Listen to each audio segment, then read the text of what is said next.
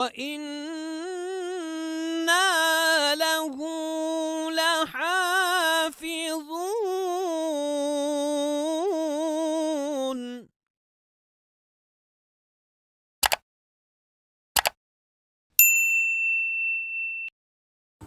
بسم اللہ الرحمن الرحیم.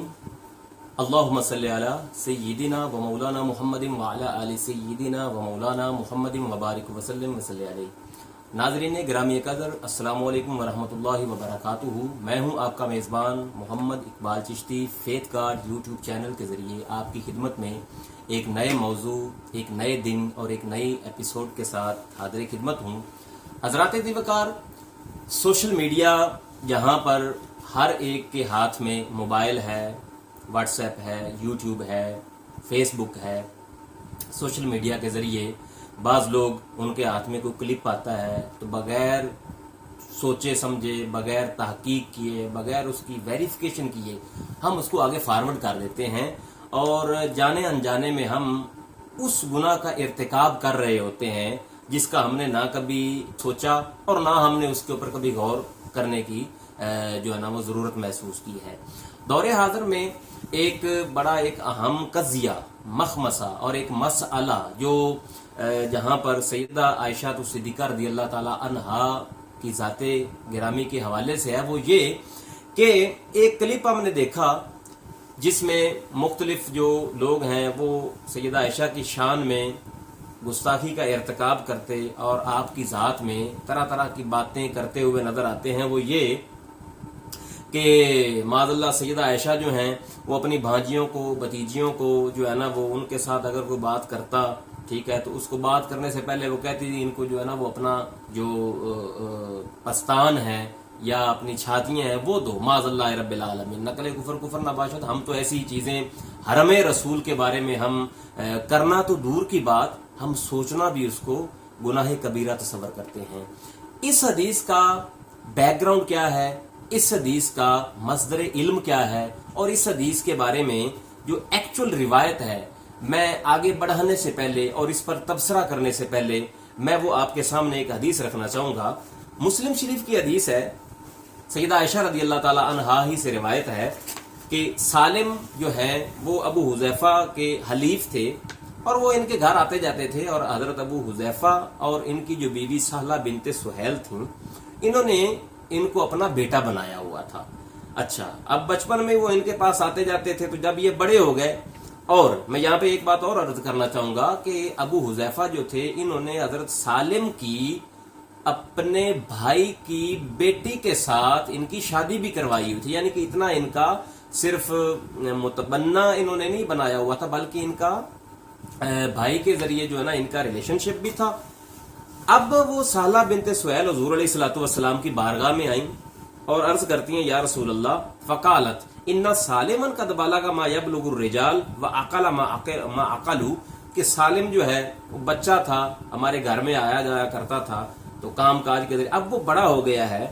تو وانی اظن ان فی نفسی ابی حذیفہ تھا، تو ابو حذیفہ جو ہیں وہ بچپن اس کا تھا، وہ آتا جاتا تھا. اب وہ چونکہ بڑا ہو گیا ہے تو اب بھی وہ اس کا آنا جانا ویسے ہی ہے، لیکن میں اپنے خاوند ابو حذیفہ کے چہرے پر کچھ تاثرات دیکھتی ہوں، یعنی کہ ان کا آنا جانا ان کو اچھا نہیں لگتا.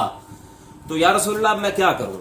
تو نبی دو عالم صلی اللہ علیہ وسلم فقال علیہ النبی صلی اللہ علیہ وسلم، حدیث کے الفاظ ہیں اردعیہ تحرمی علیہ، آپ اس کو دودھ پلائیں، وہ آپ پر حرام ہو جائے گا.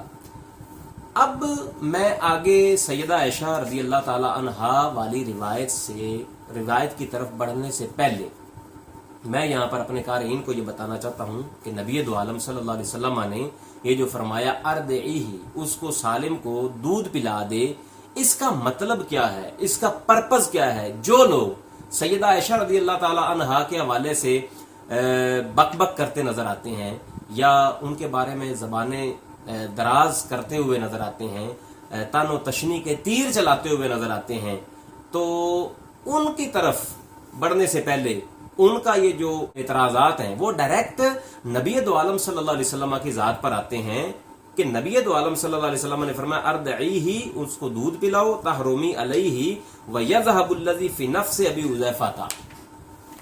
ان سارے ابہامات، اشکالات کا جواب لینے کے لیے ہم نے آج اپنے چینل کے توسط سے، یوٹیوب چینل کے توسط سے ہم نے دعوت گفتار دی ہے ملک کے نامور اور عالمی محقق، مصنف، کئی کتابوں کے مصنف ہیں، درجنوں مقالات کے مصنف ہیں، مختلف ٹی ویز میں اور مختلف ممالک کے اندر اپنی ثقافت، اپنی تصانیف و تالیفات کے ذریعے اپنا لوہا اور سکہ منوا چکے ہیں. ہمارے ساتھ موجود ہیں علامہ پروفیسر حافظ صداقت علی فریدی صاحب. السلام علیکم ورحمۃ اللہ وبرکاتہ.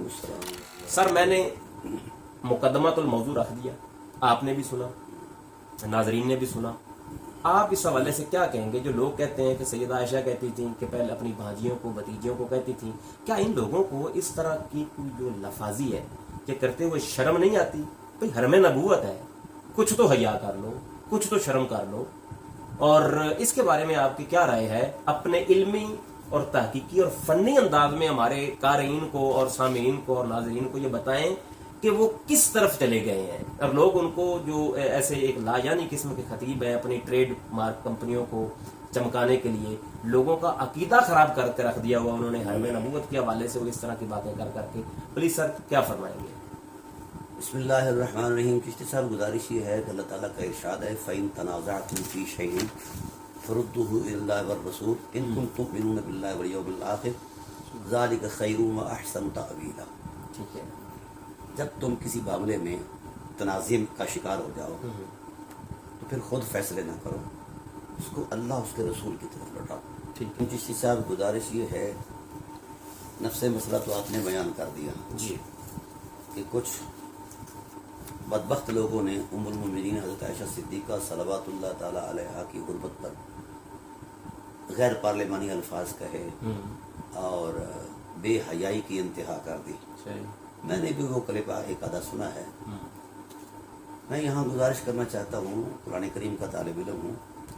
اللہ تعالیٰ ارشاد فرماتے ہیں فَإِن تَنَازَعْتُمْ فِي شَيْءٍ فَرُدُّوهُ إِلَى اللَّهِ وَالرَّسُولِ إِن كُنتُمْ تُؤْمِنُونَ بِاللَّهِ وَالْيَوْمِ الْآخِرِ ذَلِكَ خَيْرٌ وَأَحْسَنُ تَأْوِيلًا. ٹھیک ہے. سبحان اللہ. جب تم کسی معاملے میں تنازع کرنے لگ جاؤ، جھگڑ پڑو، تو پھر خود فیصلے نہ کرو، اس معاملے کو اللہ اور اس کے رسول کی طرف لوٹاؤ. ٹھیک ہے. اسی میں تمہاری بھلائی ہے. ان کنتم تؤمنون باللہ والیوم الآخر، اللہ اس کے رسول کی طرف وہی شخص رجوع کرے گا مسئلے کے حل کے لیے جس کا ایمان ہے. بے ایمان صرف مذہب کی عینک پہن کر وضاحتیں دے گا. صاحب ایمان اللہ کے قرآن سے رجوع کرے گا اور رسول اللہ صلی اللہ علیہ وآلہ وسلم کے فرمان سے رجوع کرے گا. وَأَحْسَنُ تَأْوِيلًا، یہی سب سے بڑا اچھا انجام کا ایک تقدس ہے. ٹھیک ہے. اب قابل غور بات یہ ہے، میں سب سے پہلے پوری امت کو یہ گوش گزار کرا دوں کہ حرم نبوت کا تقدس کتنا محترم ہے. واہ، یہ مین چیز ہے. یہ قرآن کریم کی روشن آیات سے میں عرض کرنا چاہتا ہوں. ٹھیک ہے. نفس مسئلہ کی طرف پھر آئیں گے. دیکھیے حضور سید عالم صلی اللہ علیہ وآلہ وسلم جہاں تشریف فرما ہوں وہی عرش ہے. مسجد میں حضور تشریف فرما ہوں، کسی شخص کو منع نہیں کیا گیا کہ حضور تشریف مسجد میں تشریف فرما ہو تو بھائی نہ آیا کرو، نہ داخل ہوا کرو. ٹھیک ہے. حرم نبوت وہ تقدس مآب کائنات ہے جس کے بارے میں اللہ تعالیٰ نے 100 سے زائد آیات قرآن میں نازل فرمائی. واہ واہ. اور صاحبان ایمان سے کہا یا ایھا الذین آمنوا لا تدخلوا بیوت النبی، واہ. خبردار جن کا ایمان ہے وہ نبی کے حرم میں داخل نہیں ہو سکتا. کیا بات ہے. الا ان یؤذن لکم، ہاں رسول اپنی حرمت کے ساتھ تمہیں اجازت دے تو پھر تم اس گھر میں آ سکتے ہو. الا طعام، گھر میں وہ دعوت دے کھانے کی، جس طرح ہمارے ہاں اخلاقی اعتبارات ہے نا، کبھی آپ کے گھر دعوت، کبھی میرے گھر دعوت تو وغیرہ. جب رسول صلی اللہ علیہ وآلہ وسلم تمہیں اجازت دے دیں الا طعام غیر ناظرین، یہ کنڈیشن لگائی ہے کہ ناظرین بن کے نہیں، انا ہو. ولیکن اذا دعیتم فاذا طعمتم فانتشروا ولا مستأنسین للحدیث ان ذلکم کان یؤذی النبی فیستحیی منکم واللہ لا یستحیی من الحق وَإِذَا سَأَلْتُمُوهُنَّ مَتَاعًا فَاسْأَلُوهُنَّ مِنْ وَرَاءِ حِجَابٍ ذَلِكُمْ أَطْهَرُ لِقُلُوبِكُمْ وَقُلُوبِهِمْ वमा कान लकुम अन तु'ज़ू रसूलल्लाह वला अन तनकिहू अज़वाजहू मिन बादी अबदा। वाह वाह। ये कुरान करीम के अल्फाज हैं। अल्लाह ताला ये इरशाद फरमाते हैं कि ईमान वालों खबरदार, ये हरम नबुवत है। जिस तरह तुम एक दूसरे के घरों में आते जाते हो ना बेतकल्लुफ, ऐसे यहाँ ना आया करो। वाह। यहाँ के हरम का तकद्दुस बुलंद है, लिहाजा इसके आदाब भी बुलंद हैं। अब रसूल तुम्हें दावत पर बुलाएं तो फिर भी खास अदब से आओ, गैर नाज़रीना के टाइटल पर आओ। व इज़ा दुईतुम वलाकिन इज़ा दुईतुम फदखुलू, जिस वक़्त वो तुम्हें दावत दें तुम आओ अदब के साथ। फ़इज़ा ताइमतुम फंतशिरू, जिस वक़्त तुम खाना खा चुको तो फिर बैठकर गपशप न लगाओ।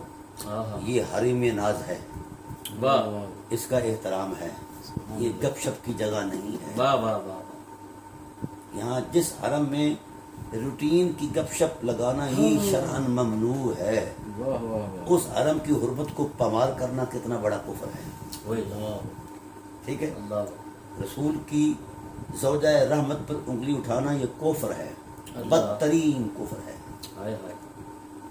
मैं आयात से साबित करूंगा, क्योंकि तहकीक के तालिब इल्म का कोई मजहब शज़म नहीं होता, कोई किसी मजहब की रोशनी में बात करे। मजहब बहुत छोटे हैं दलील की कद से। हम दलील का एहतराम करते हैं, दलील की ही सूरत में आगे चलते हैं।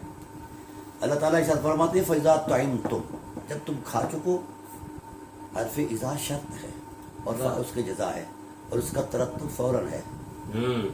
देर ना करो, फौरन उठ जाया करो। फंतशिरू वला मुस्तअनिसीन लिहदीस, तुम वहाँ गपशप में न बैठा करो, आपस में ये उनसियत जो है ये बाहर जाके करा करो। ये हरम नबुवत है, क्योंकि हरम नबुवत के मामलात कुछ बड़े नाजुक हैं और इंतहा किस्म के लतीफ़ हैं। लिहाजा तुम्हें जितनी इजाज़त है उसी ही तक की हद तक रहो, आगे न बढ़ो। क्योंकि रसूल सैयद आलम सल्लल्लाहु अलैहि वसल्लम के हरम के मामलात अगर तुम्हारे देर से बैठने से अगर मुतासर होते हैं इन नज़ारे चूँकि फिर वो नबूवत का एक जो पैगाम का एक तसलसल मामलात है वो मुतासर होते हैं। लिहाजा तुम क्या किया करो, इन जिस वक्त तुम अगर बैठे रहे गपशप में, हालांकि हुजूर सल्लल्लाहु अलैहि वसल्लम की बातें सुनने से तो वो शायक रहा करते थे, वो कोई ना कोई बात हुजूर से छेड़ दिया करते थे। तो फरमाया बेशक तुम्हारा ज़ौक़ ज़ायक़ा, तुम्हारी तबे अज़मत, तुम्हारे ईमान की फरमानियाँ मैं जानता हूँ कि तुम्हारी ख्वाहिश है कि रसूल गुल अफशानी फरमाते रहें, नूर बेजियाँ फरमाते रहें और आप सुनते रहें और कल्ब रूह को गरमाते रहें। लेकिन ये चूँकि हरम नबूवत का माहौल है, इसलिए हरम नबूवत का तक़द्दुस का तकाज़ा यही है कि तुम फ़ौरन उठ जाया करो। रसूलुल्लाह सल्लल्लाहु अलैहि वसल्लम ने जब अपनी अज़वाज मुतहरात से कोई बात करनी होती है, कोई मामलात निपटाने होते हैं, कोई सूरत हाल होती है, तो फिर अगर तुम बैठे रहे तो ये बात कल्ब नबूवत पर गरा गुजरेगी। इन नज़ारिकुम कान युज़िन नबीश, तुम्हारे इस रवैये से नबी को अजियत होगी। यानी सिर्फ बैठने से क्या कोई सहाबी ये सोच सकता है कि हम नबी को अजियत दें? लेकिन तबे नाज़नीन की हुर्मत इस कदर है कि अगर हल्का सा एहसास भी गुजरता है कि यार मैंने फलां काम करना था, फलां बात करनी थी, ये बैठे हैं, तो ये बात भी अज़ियत रसूल का बात है। क्या बात यहाँ पे मैं और बड़ा खूबसूरत जुमला, फ़यस्तही मिनकुम, मेरा हबीब तो सरापा हया है, वो तुम्हें हया की अज़मत में उठ जाने का नहीं कहता। वल्लाहु ला यस्तही मिनल हक़, अल्लाह नहीं झिझकता हक बयान करने से।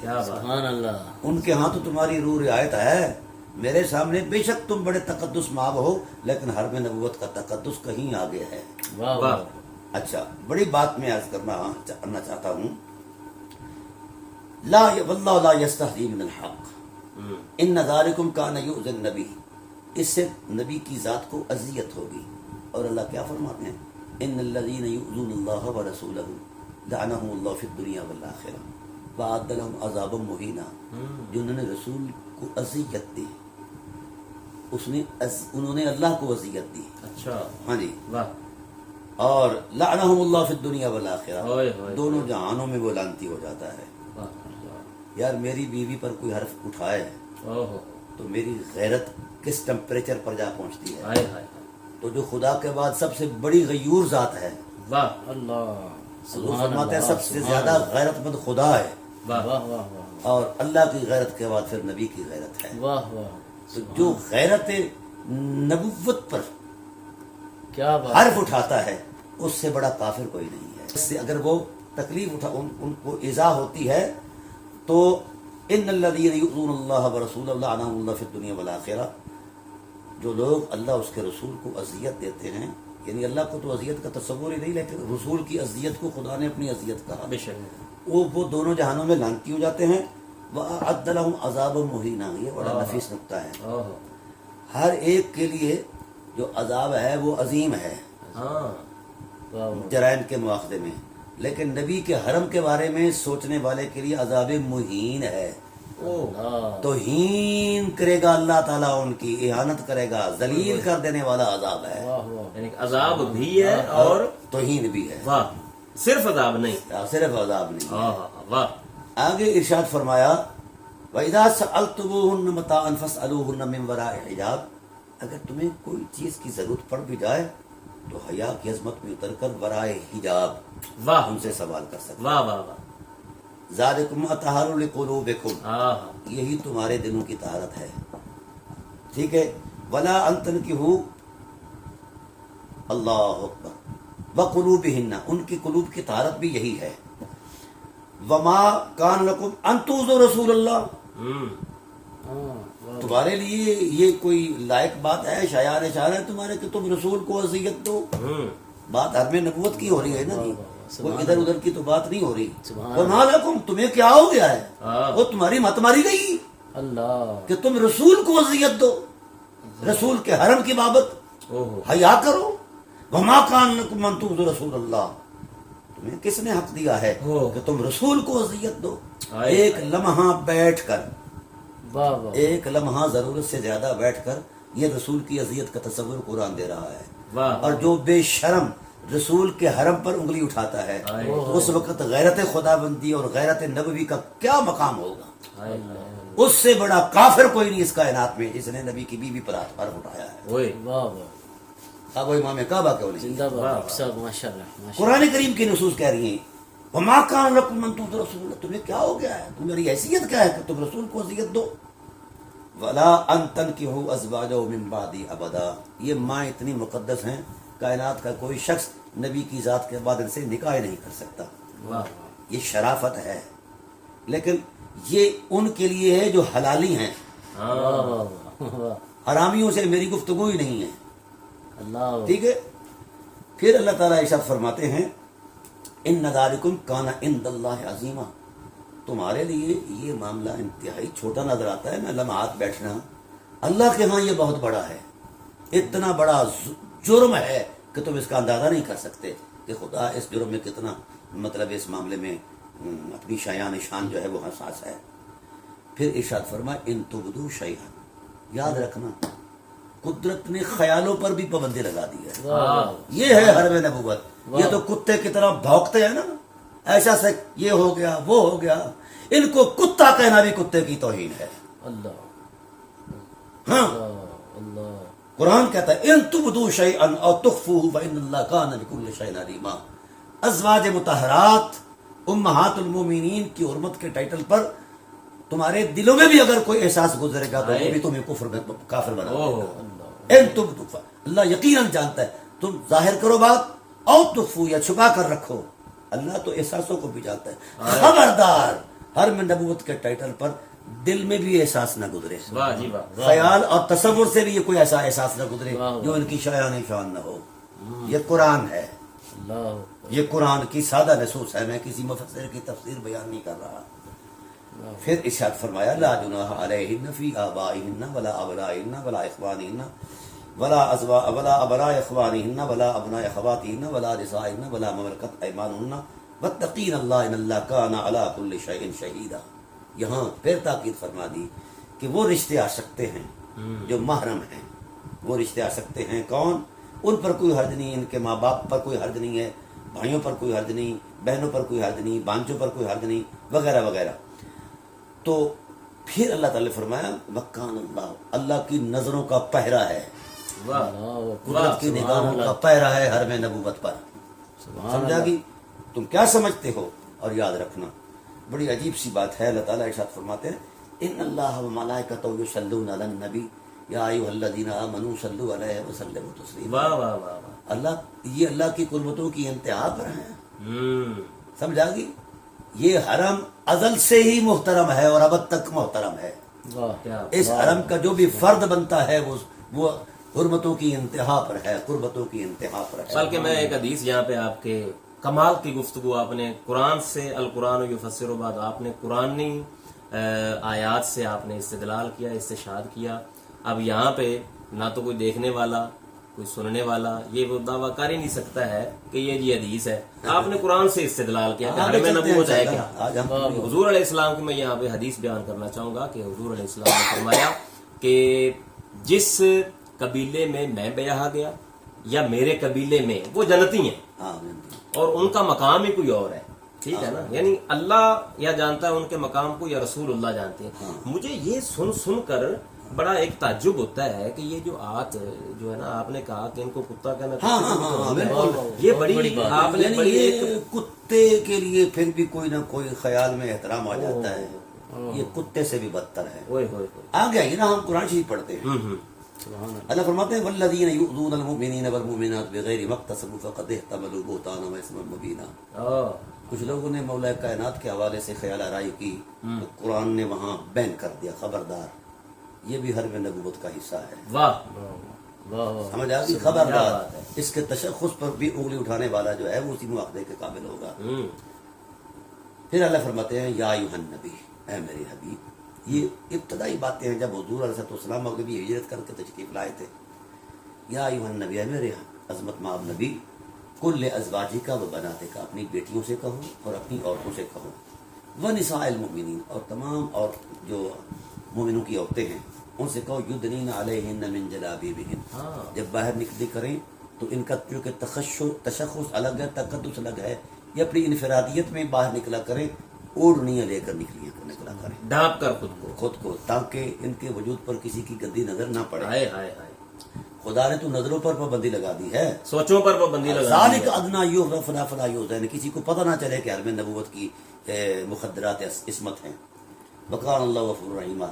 پھر کیونکہ اس وقت منافقین جو تھے یہ تاک جھانک کرتے تھے،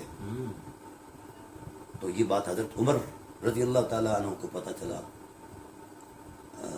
حضرت عمر پر بھی بھوکتے ہیں نا یہ مولوی. ہاں، تو حضرت عمر نے دربار رسالت میں عرض کر دیا، اچھا یا رسول اللہ، حرم ایک مقدس حقیقت ہے، واہ. آپ اپنی ازواج مطہرات سے کہہ دیجئے یا کاشانہ رحمت کی جتنی مستورات ہیں وہ اس عصمت میں، عصمت پر پردہ عصمت میں لپٹ کر باہر جایا کرے ضرورت کے لیے، رفع حاجت یا دوسری ضرورتیں کے لیے، کیونکہ میں گندی نگاہوں کو دیکھتا ہوں جن کا تعاقب کرتی ہیں.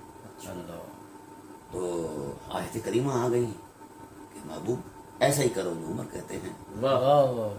اب اگلی بات یہ ہے، پھر بھی اگر یہ تاک جھانک کرتے ہیں اس کے باوجود بھی تو آئیے خدا کا حکم سنیے. لئن لم ينتہ المنافقون، اگر باز نہیں آتے یہ منافق تو وہ حرم نبوت کے مستورات پر حرزہ سرائی کرنے والا ابتداءً منافق ہو جاتا ہے قدرت کے فتوے کے مطابق. وہ امام کعبہ بھی ہو تو بھی وہ منافق ہے. تو شاہی کو نہیں جنہوں نے کتاباں پڑھنی نہیں، یہ تو ویسے ہی کتیق ہے.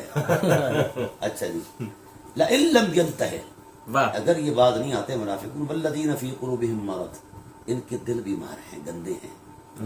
والمرجفون فی المدینہ لنغرینک بہم ثم لا یجاورونک فیہا الا قلیلا. آگے حکم دیا ملعونین، یہ قرآن کا فیصلہ ہے.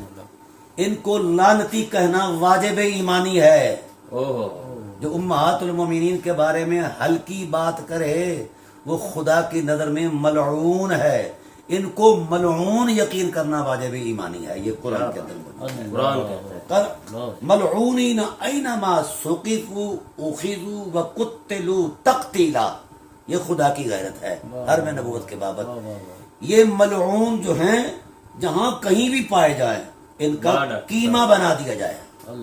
قتلوا تقتیلا. جس مصدر کا، جس فعل کا مصدر سامنے آ جائے تو تاکید کے لیے وہ آیا کرتا ہے. یہ مفعول مطلق کسے کہتے ہیں؟ جی جی بات موقت کر دی، صرف ان کو قتل نہیں کرنا. کیما بنا ہوا ہے. ہاں واہ واہ واہ. قتلوا تقتیلا. کیوں؟ اللہ نے فرمایا سنت اللہ فی الذین خلو من قبل. پہلے نبیوں کے حرم کے بارے میں بھی ہماری یہی صورتحال تھی. واہ. اللہ کا طریقہ کار تھا. تو اے نبی صرف نبی نہیں نا، تو امام الانبیاء. اور پھر میں تیرے حرم کا تقدس تو پھر اور کہیں میں بلند والا ہے. یہ یاری عرف مکاری کو سن رہا تھا. یہ اتنا خبث باطن پالا ہوا ہے اس نے، اور لوگ اس کو جو داد دینے والے ہیں، میں کہتا ہوں وہ بھی اس کے گناہ میں پورے برابر کے شریک ہیں. ایسا ہی ہے جی. ایک کوئی بھی کرے. اب وہ کہہ رہا تھا دیکھیں جی وہ نبیوں کے ساتھ جو ہے نا وہ کافرہ عورتوں کے بھی تو جو ہے نا وہ نکاح ہوئے تھے. اب دیکھیں استدلال اس کا، دیکھیں واہ یار. دیکھیے میں عرض کرتا ہوں خدا جب دین لیتا ہے حماقت آ جاتی ہے. قانون قدرت ہے. بے حیا باش ہر چے خواہی کن. جب بندہ بے حیائی ہو جائے. اذا فاتک الحیا ففعل ما شئت. اچھا اب میں آپ کو عرض کرتا ہوں، آگے آئیے. جی پھر قرآن کہتا ہے النبی اولا بالمؤمنین من انفسہم. واہ. نبی کا مقام یہ ہے کہ تمہاری ذات سے بھی تمہارے زیادہ قریب بھی ہے، تمہارا زیادہ مالک بھی ہے. یہ اسی آیات کے ذیل میں آ رہا ہے. واہ. النبی وازواجہ امہاتہم. اچھا. اور یہ میں نے کل آپ کو کلپ بھی جو ہے نا وہ سنا، اور آپ کو شاید میں نے جو ہے نا شیئر نبی بھی کی کیا مائیں کہ تمہاری امی عائشہ، ہاں یعنی کہ ان کی یہ مانتے ہی نہیں ہیں. کیا بات کرتے ہیں یہ. اللہ کی ان پر لعنت ہے. ہاں یہ اللہ کی اس دنیا میں بھی لعنت ہے، اور آخرت میں جائیں گے تو بھی لعنت ہوگی. اب خدا فرماتے ہیں النبی اولا بالمؤمنین من انفسہم وازواجہ امہاتہم. واہ. خدا کہہ رہا ہے کہ نبی کی عورت، نبی کی زوجہ ہر مومن کی ماں ہے. واہ. جو انہیں ماں نہیں مانتا وہ مومن نہیں ہے، حرام زادہ ہے. آئے واہ. ایمان کے لیے کیا شرط نقطہ آپ نے ہے، بیان کیا ہے. ایمان کے لیے شرط ہے کہ امہات المومنین کو اتنا تقدس. بابا ایک حدیث سناؤں آپ کو. جی جی ضرور. حضور نے فرمایا کہ کائنات کا کوئی شخص اس وقت تک مومن ہو ہی نہیں سکتا جب تک کہ میری ذات کو اپنی ذات سے زیادہ ترجیح ہی نہ دے اور محبوب نہ سمجھے. بالکل بخاری کی حدیث ہے. میری عزت سے زیادہ ہماری عزت اتنی کرے کہ اپنی ذات سے کہیں اوپر چلا جائے. ٹھیک ہے. اور ایسے ہی میری اہل کو اپنی اہل پر ترجیح نہ دے، اس کا بھی ایمان کوئی نہیں ہے. ہاں میری عطرت پر اپنی عطرت، میری عطرت کو اپنی عطرت پر ترجیح نہ دے، پھر بھی مومن نہیں ہے. ان کا تو ایمان اصلاً نہیں ہے. ٹھیک ہے نا جی. تو اب قرآن کہتا ہے وَأَزْوَاجُ أُمَّهَاتُمْ وَأُولُو الْأَرْحَامِ بَعْضُهُمْ أَوْلَىٰ بِبَعْضٍ. بعض رشتے بعض سے بلند ہوا کرتے ہیں. صحیح. فی کتاب اللہ، یہ باتیں اللہ کی کتاب میں ہیں. اچھا من المؤمنین والمہاجرین الا ان تفعلوا الی اولیاءکم معروفا کان ذلک فی الکتاب مسطورا. یہ قانون قدرت ہے. ٹھیک ہے. اب آئیے ہم تھوڑا سا اور آپ کی جو ہے نا اس حوالے سے بات عرض کرتے ہیں، حرم نبوت کے حوالے سے. حرم نبوت کے حوالے سے کہ کتنا تقدس مآب ہے حرم. وہ یار جس کے در و دیوار محترم ہیں، ہاں ہاں اللہ.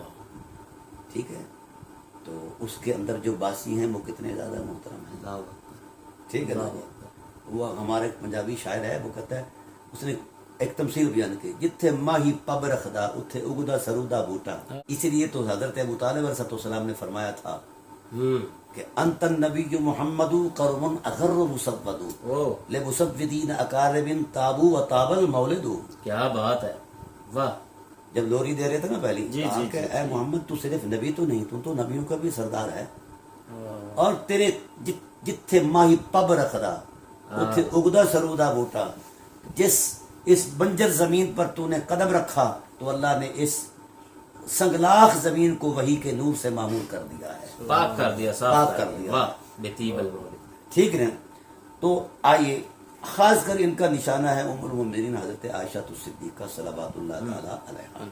صحیح. حضور سید عالم صلی اللہ علیہ وآلہ وسلم نے ان کے بارے میں جو کچھ فرمایا ہے وہ سب لوگ جانتے ہیں، اور یہ کمینے بھی جانتے ہیں.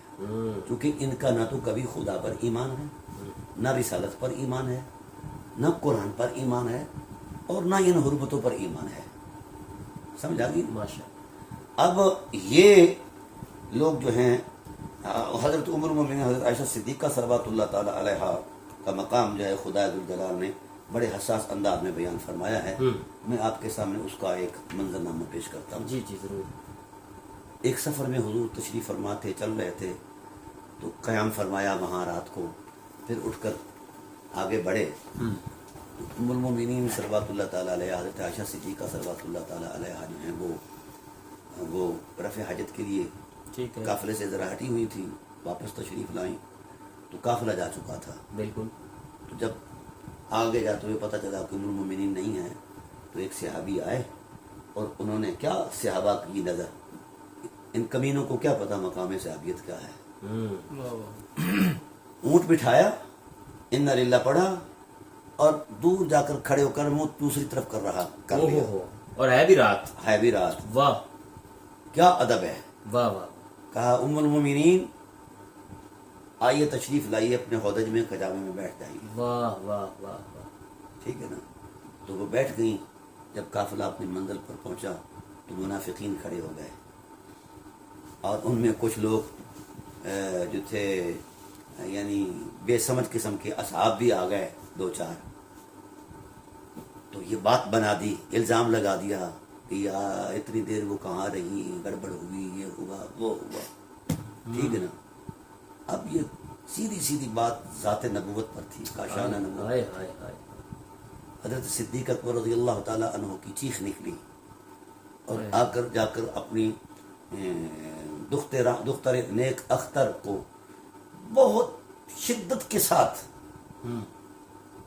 یعنی ڈانٹا کہ یہ کیا میں سن رہا ہوں، تجھے نہیں پتا یہ حرم نبوت ہے. جس بات میں اتنا اشتعال تھا کہ شاید کوئی حتمی اقدام اٹھا دیں، لیکن چونکہ وہ ان کی بیٹی بھی تھی تو ام المومنین بھی تھی، یہ ادب کا بھی معاملہ تھا. بہرحال اتنی دیر تک کہا کہ میرے گھر میں رہو. حضور نے بھی فرمایا کہ جب تک اللہ تعالیٰ اس معاملے میں کوئی فیصلہ نہیں کرتا. اب یہ افواہیں پھرتی رہیں. حضور بھی پریشان رہے، ام المومنین بھی پریشان رہی. اب آئیے اللہ کی غیرت کا جائزہ پیش کرتے ہیں. خدا اس معاملے میں کتنا غیور ہے. اور میں اللہ تعالیٰ کے پاک کلام کو سامنے رکھ کر عرض کرتا ہوں، اگر ان لوگوں نے توبہ نہ کی تو اللہ کے غضب کا شکار ہوں. بے شک یقین. اللہ تعالیٰ فرماتے ہیں ان الذين جاءوا بالافك عصبة منكم لا تحسبوه شرا لكم بل هو خير لكم لكل امرئ منهم ما اكتسب من الاثم والذي تولى كبره منهم له عذاب عظيم. یہ بڑا میں حساس بات کر رہا ہوں جو مضمون کے قد سے اونچی ہے، اور یہ بے شرم ملا اعظم جو ہے ان کو اس حساس انداز میں نہیں لیتا. اللہ تعالیٰ نے فرمایا جس وقت یہ لوگ الزام لے کر آئے تھے، بہتان جاؤ بالافک، انہوں نے الزام کی بات کی. خدا کہتا ہے کہ یہ بہتان ہے. فرق ہے. یہ کیا ہے؟ بہتان ہے. خدا ذوالجلال اپنی الوہی عظمت کے ساتھ بیان کر رہا ہے. میں نے کہا کہ ان پر کبھی بھی خدا یہ جھوٹ بولتے ہیں، لا الہ الا اللہ محمد رسول اللہ علیہ ولی اللہ. یہ ڈرامہ کرتے ہیں خدا سے، رسول سے اور مولا کائنات سے.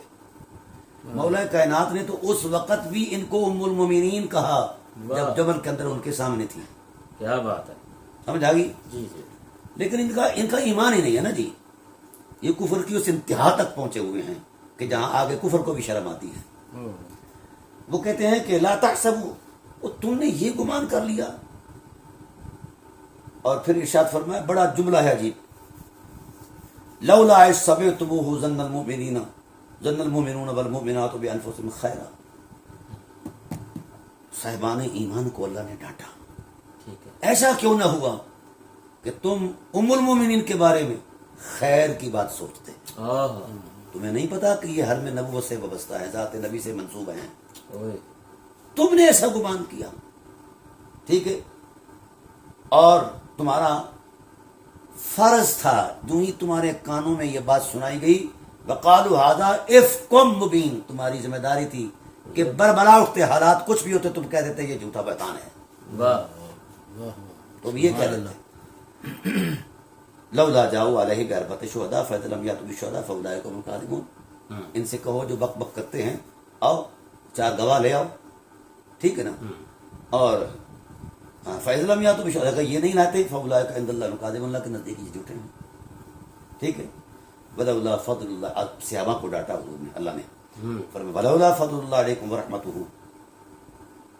اللہ کی اگر فضل نہ ہوتا، اس کی رحمت نہ ہوتی دنیا اور آخرت کے اندر، لمسکم فیما افضتم فیہ عذاب عظیم، میں تمام صحابہ کو رگڑ دیتا، تمہیں عذاب کا شکار کر دیتا. کیوں؟ جو جنہوں نے الزام نہیں لگایا ان کو کہا ہے.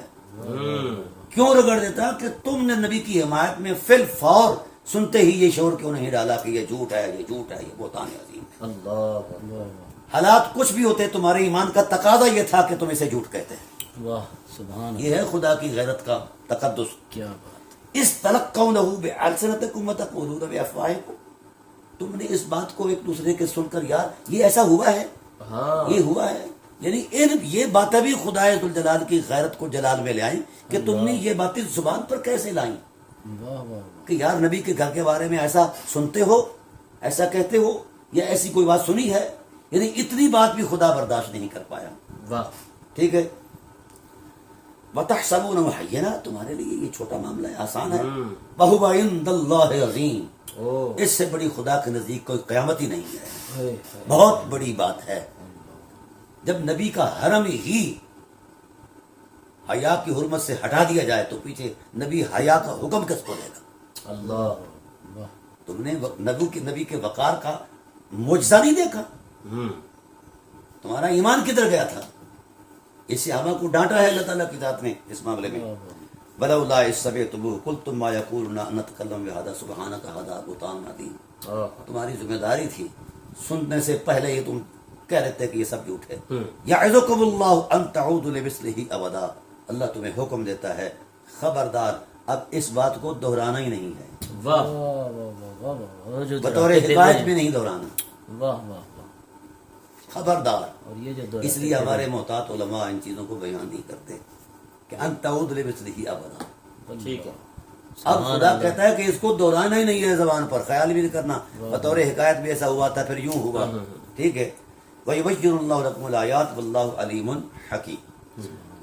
اب اس پر میں اور بھی آپ کو سینکڑوں آیات اس تقدس میں پیش کر سکتا ہوں. یہ سیدہ عائشہ رضی اللہ تعالیٰ عنہ کی برات کے بارے میں اللہ نے، ایک منٹ میں یہاں پہ ایک ناظرین کو میں نے ایک کلپ بھی سنا کیونکہ لگے ہاتھوں میں آپ کا جو ہے نا وہ علمی استفادہ کرتے ہوئے عوام الناس کو بھی اس کا استفادہ پہنچائیں.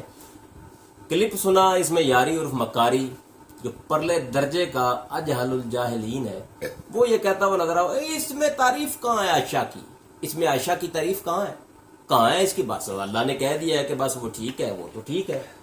اتنا تو پھر ایمان لے آؤ نا، اللہ نے ٹھیک کہا ہے تو تم بھی ٹھیک کہو نا. نہیں، یہی تو میں یہ کہنا چاہ رہا ہوں. میں اس میں عائشہ کی تعریف کا ہے، اللہ ان کو پاک صاف کہہ رہا ہے.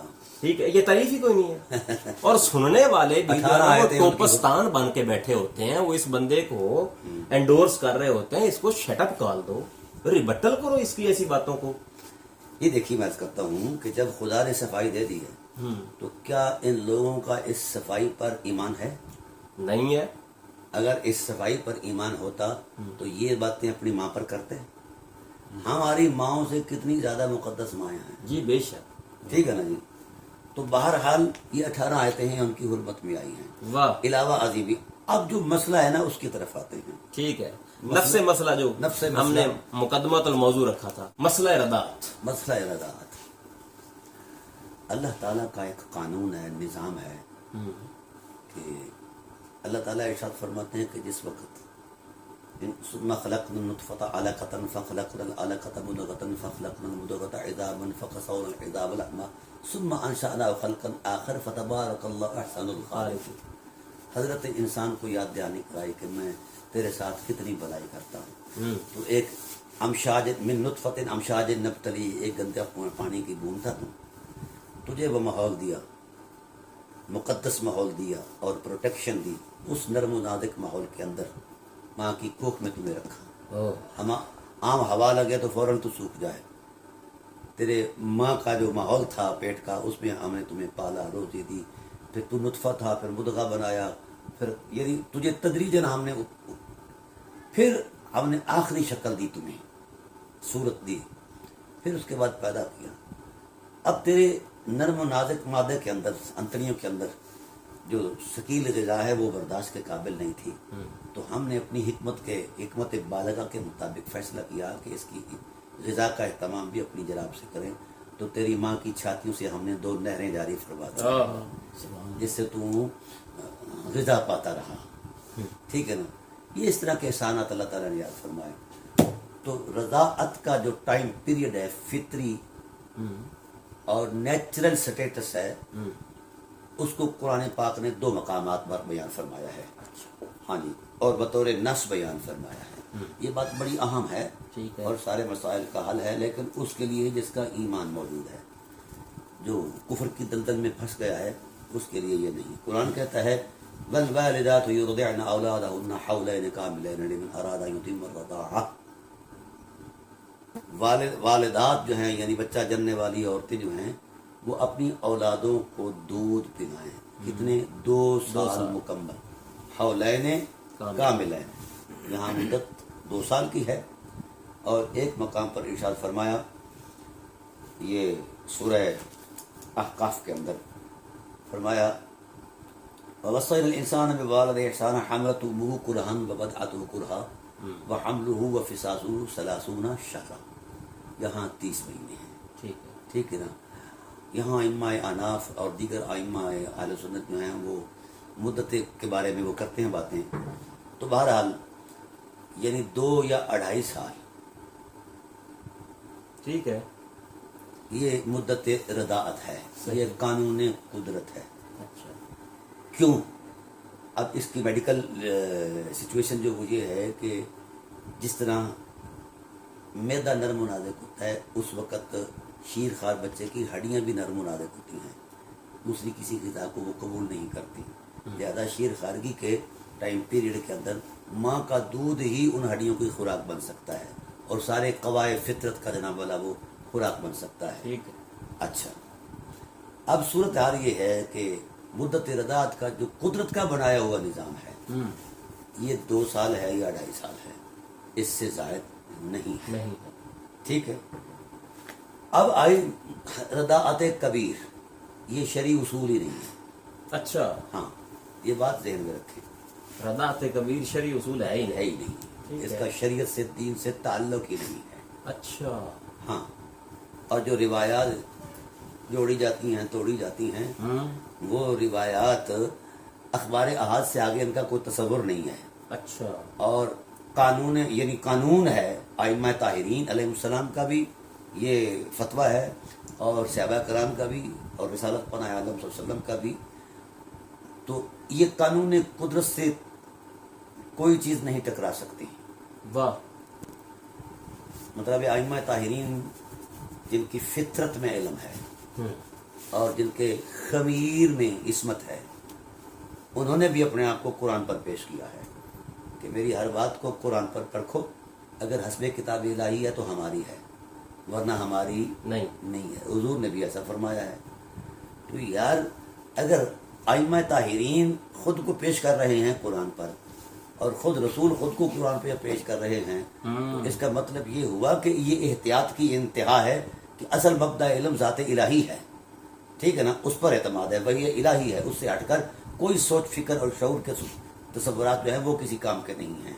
لہذا قانون یہ ہے اصول حدیث کا بھی، تشیع کے اندر بھی اور علماء تسنن کے اندر بھی، کہ جو روایت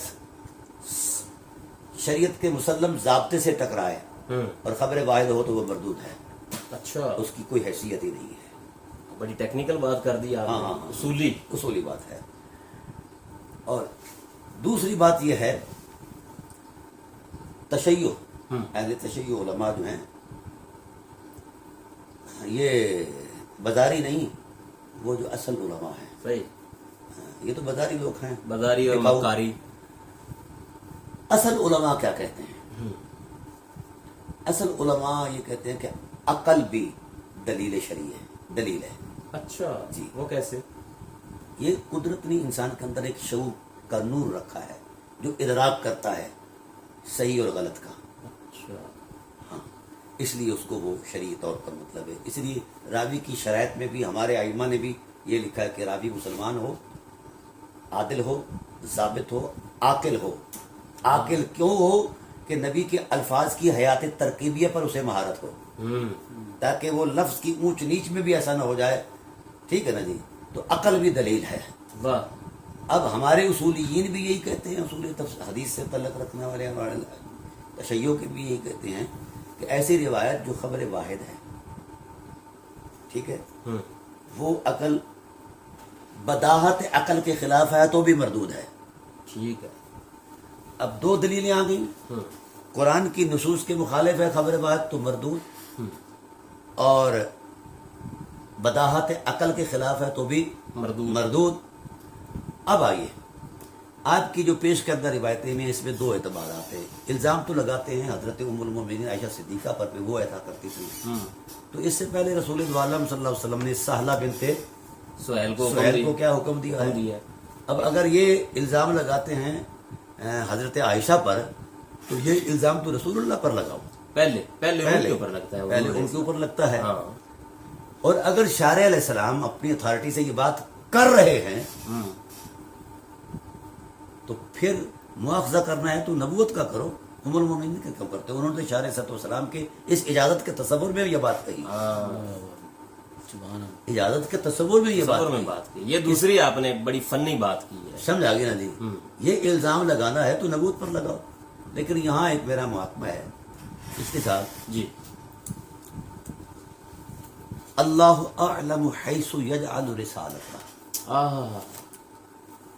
یہ اللہ کانٹوں کے چھاپے پر رسالت نازل نہیں کرتا، یا کسی لہیم شہیم پر رسالت نہیں نازل کرتا. ورنہ ابو لہب جو ہے وہ سب سے خوبصورت تھا، ٹھیک ہے نا، رسالت اس پر آتی. کفار نے بھی کہا تھا کہ ہمارے پاس نہیں آئی رسالت. تو اللہ نے فرمایا پہلے خلق محمدی کا کیا بات ہے، کردار تو دو، پہلے اپنی بوتھی دیکھو بھی رسالت شایان شان بھی ہے کہ نہیں. محمد صلی اللہ علیہ وسلم جیسا وجود لے کر آؤ. تو رسالت خدائی اعتماد ہے. اور قرآن کا قاعدہ ہے کہ وما ينطق عن الهوى ان هو الا وحی یوحى. قرآن کا قاعدہ ہے کہ رسول اپنی مرضی سے بولتا ہی نہیں ہے، وحی الہی بولتا ہے. بے شک قاعدہ ہے نا جی. جی. اب قرآن ہی یہ کہتا ہے کہ اگر رسول وحی کی مخالفت کرے، وحی کو توڑے، تو ہم اس کی شارک کاٹ دیتے ہیں. لقطعنا منه الوتين ثم لأخذناهم باليمين. اس کا دایاں پہلو مار دیتے ہیں، شارک کاٹ دیتے ہیں، ہے نا جی. وَلَوْ تَقَبَّلَ عَلَيْنَا بَعْضَ الْأَقَاوِيلِ. قرآن پاک ہے نا جی. اپنی مرضی سے نہیں، مرضی الہی ہوتی ہے. خواہ ورزی الہی خفی ہو، خواہ جلی ہو، کوئی بھی صورت ہو، یہ اس کی شایع نشان ہے، اس کا معاملہ ہے اپنے رسول کی ذات کے ساتھ. اب وحی الہی تو کیا کہہ رہی ہے؟ حولین کاملین، ٹھیک ہے، یا 30 شہرہ. اور رسول پاک ایک پورے مرد کو کہہ رہے ہیں کہ تو بھائی پی لے اس ماں کا دودھ. سالہ بنت سہیل کو اردعی، اس کو دودھ پلاؤ. ہاں. اب دو باتیں ہیں. اچھا. یا تو رسول دو عالم صلی اللہ علیہ وسلم نے قرآن کے مد مقابل اپنا تشخص پیش کر کے کہا کہ نہیں، قرآن صحیح نہیں کہتا، میں کہتا ہوں. اچھا. یہ بات تو کفر کی انتہا ہے. یہ کیسا ہو سکتا ہے کہ رسول ہو ہی نہیں سکتا قرآن کی مخالفت کرے؟ تو یہ خبر بھی خبر واحد ہے اور ظنی الاصل ہے. ایک ظنی بات کو قطعی تصور پر پیش کرنا، پھر اس کو ترجیح دینا، پھر اس ظنی بات پر اعتماد کر کے اس ذنیت میں جو ایک خلفشار ہے اس کو سامنے رکھ کر الزام لگانا، وہ بھی نبی کی ذات پر ہے. یہ ام المومنین پر الزام نہیں ہے، نبی کی ذات پر الزام ہے اور خدا کی ذات پر الزام ہے. تو اتنے بڑے سنگین حالات میں پہلی بات تو یہ ہے کہ یہ جو روایتیں ہم پیش کرتے ہیں یا یہ لوگ پیش کر رہے ہیں، اور پھر کہتے ہیں یہ سنیوں کی کتابوں میں ہے. بھئی آپ کی کتاب میں کون سی منزل من اللہ ہیں؟ اگر ہم نے ان کی الٹی گنتی شروع کی تو پھر آپ پھرکیاں پھر جائیں گی، دماغ ہل جائیں گے، انتڑیاں منہ کو آ جائیں گی. اس لیے اصول کیوں وضع ہو گئے؟ یہ آپ کے پاس یہ رجالی علم پڑا ہے اہل تشیع کا جی، ٹھیک ہے نا جی. اس سے ہم نے وہ آپ سے وہ گفتگو کی تھی پچھلے ایپیسوڈ کے اندر. اسی طرح ہمارا بھی ارتجالی علم ہے. یہ کیوں علماء نے محسوس کی ان حقیقتوں کو؟ کوئی حدیث کی چھان بین ہوتی ہے، اس کی صحت، عدم صحت، سکم کے اعتبار سے یہ کس درجے کا سکم ہے، کہاں تک کس کی قبولیت ہے، اور کس چیز سے یہ چیز ٹکراتی ہے. واہ. سمجھا گیا نا جی؟ تو گویا یہ فلسفہ سارا جعلی ہے. ٹھیک ہے نا جی؟ انتہا درجے کا. اور یہ نبوت پر الزام ہے واہ. کہ نبی نے قرآن کو توڑا ہے. قرآن کہتا ہے حولین کاملین. نبی جوان بچوں کو کہتا ہے کہ عورتوں کے منہ چھاتیاں جو ہے وہ منہ پر لے آؤ، منہ میں لے لو جناب اللہ، اور محرم بن جاؤ. جو ایکسٹرنل کیسز ہیں کہیں کہیں اس کا یہ مطلب نہیں ہے کہ اس کو تشریعی اعتبار دیا جائے. ٹھیک ہے نا؟ پھر یہ ہے کہ اس پر اگر ہم ایک تشخص کو مجروح کرنا چاہتے ہیں تو پھر کم از کم اس کے اندر ثبوت تو وہ مہیا کریں جو قطعیت مفید یقین ہو سکے، جس کے اندر قطعیت کا تصور ہو، وہ تو پیش کریں. بالکل. اتنی بڑی بات جو ہے. اچھا پھر یہاں ایک مولا کائنات کا تصور بھی موجود ہے. جی جی. کہ جناب اللہ انہوں نے بھی ایسا کہا، لا حول ولا قوت الا باللہ. اچھا. یہ تو حضرت علی کرم اللہ وجہ الکریم پر یہ براہ راست الزام ہے. سمجھا گی نا؟ اس لیے کیوں شریعت کہتی ہے کہ غیر عالم کا وعد حرام ہے؟ اچھا. کیونکہ وہ دلائل کی کنہ نہیں جانتا، اس کی تدریج نہیں جانتا، اور اس کے ارتقاءات نہیں جانتا، اور مشیت الہی کا ماحول نہیں جانتا.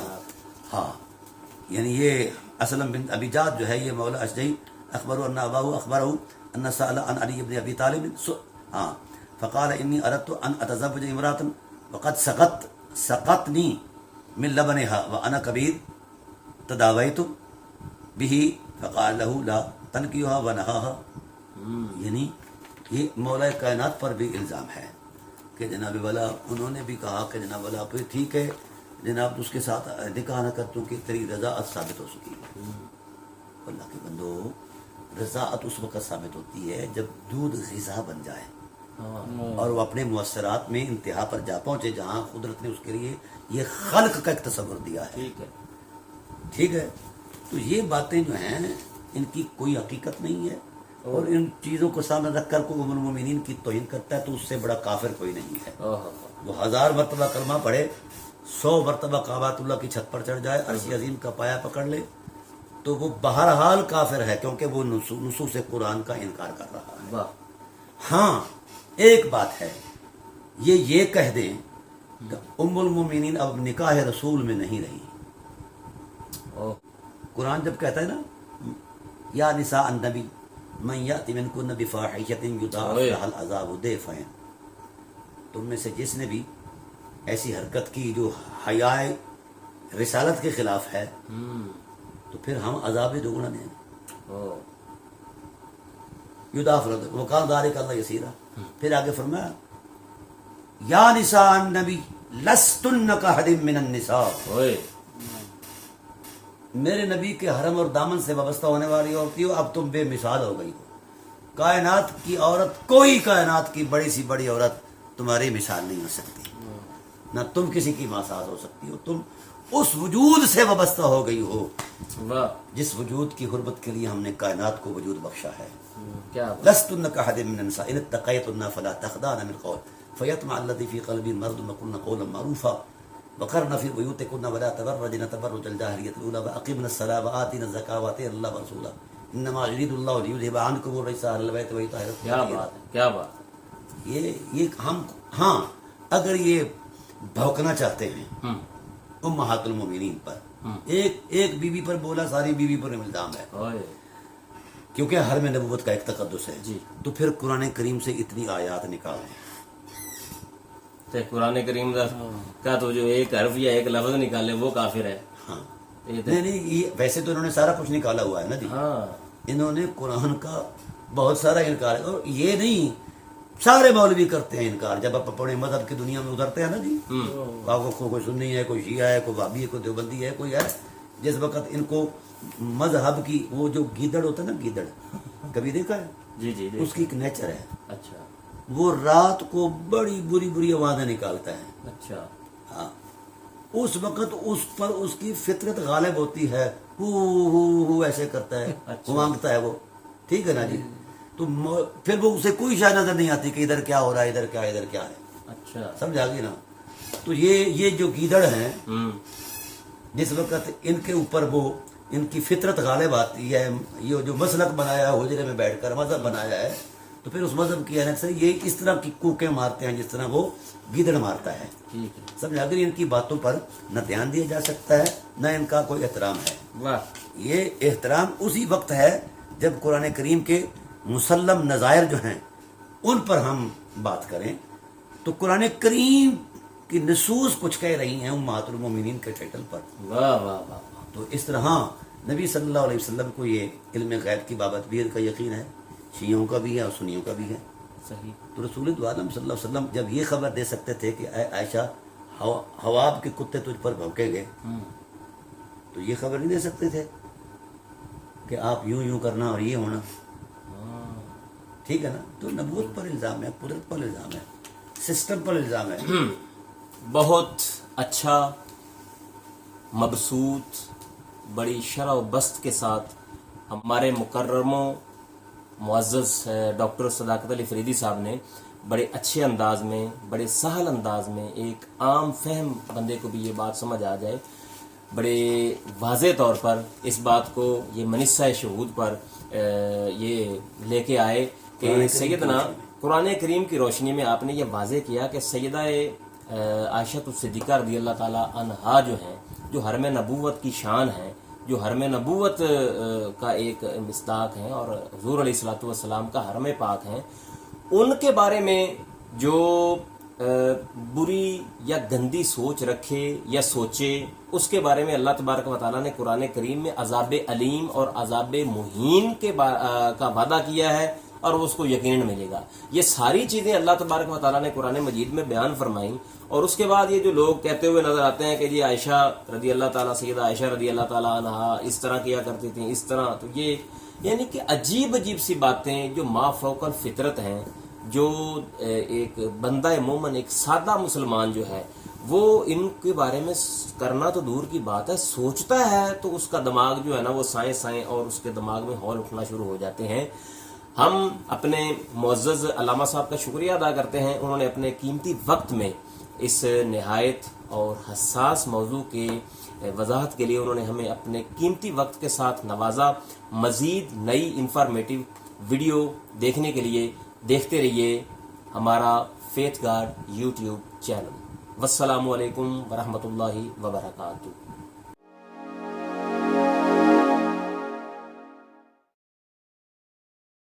Like, comment, and subscribe.